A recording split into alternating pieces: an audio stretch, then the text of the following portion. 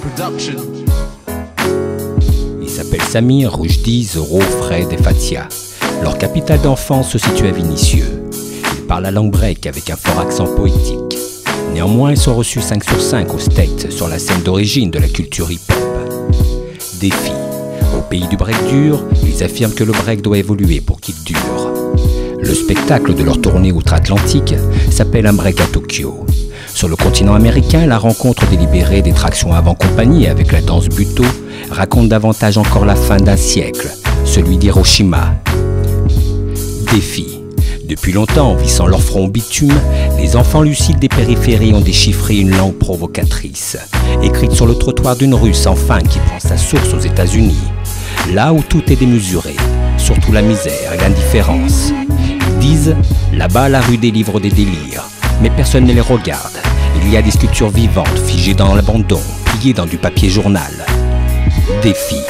Eux déclarent qu'ils regardent depuis qu'ils dansent. Ils sont venus au monde la mémoire chiffonnée et le futur pas loin de l'oubli.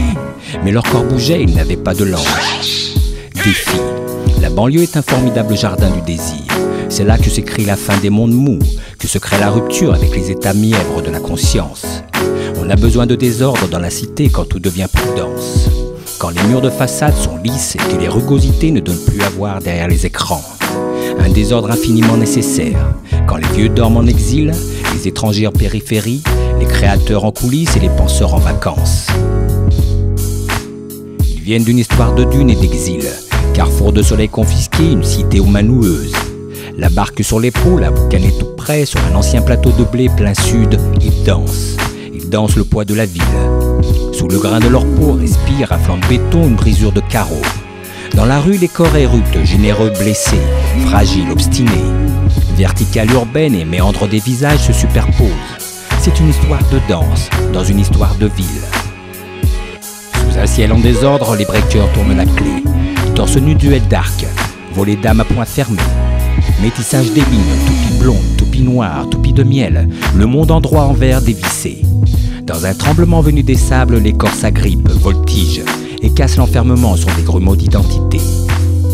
À la margelle de l'enfance, c'est une histoire de vie dans une histoire de danse. Entre mouette et goudron, ils avancent. La casquette de travers, les blessures de leur colère font une éclaircie sur le blanc de la Seine. Ils viennent d'une histoire de dunes et d'exil. Sous la paupière, un peu de sel séché, ils poussent plus loin la porte. Les chaussures dénouées, à lacets à la main.